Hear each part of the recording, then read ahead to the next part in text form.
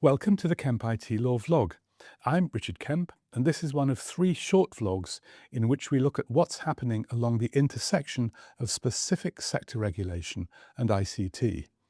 This vlog looks at the recent Regis-TR case in the financial services sector. Last February, ESMA, the European Financial Services Authority, handed down an important decision on the scope of regulatory obligations and liability for their breach in the Regis-TR case. The decision, which saw a €1.4 million fine imposed on Regis-TR, demonstrates that fines are a real risk and no longer theoretical. There are 3 key takeaways. First, financial regulators are taking a more expansive view of firms' regulatory obligations. Second, regulators are penalising weak reporting controls, inadequate governance, and fragile operating systems, not for misconduct, but for failure to demonstrate control. Third, regulators expect to decide issues arising along the regulatory technology intersection, not on statements of firms' intentions, but on demonstrable and demonstrated outcomes. The case also points the direction of travel of supervisors' expectations in other highly regulated sectors like utilities, healthcare, and professional services.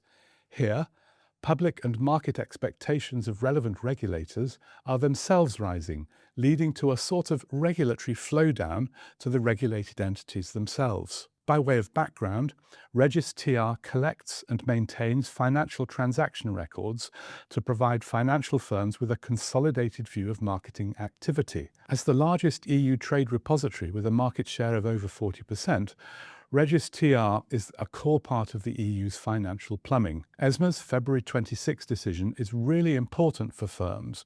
Through a time span for 2018 to 2022, it identified 7 areas where Regis-TR's conduct fell well short of the standard expected.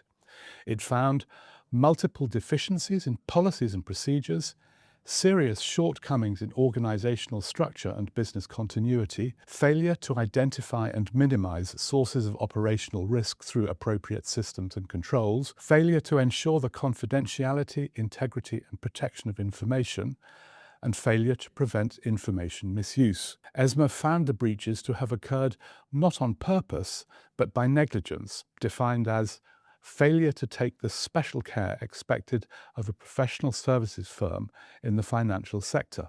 This was sufficient to justify the €1.5 million fine. If you'd like to find out more, please check out our website at kempitlaw.com.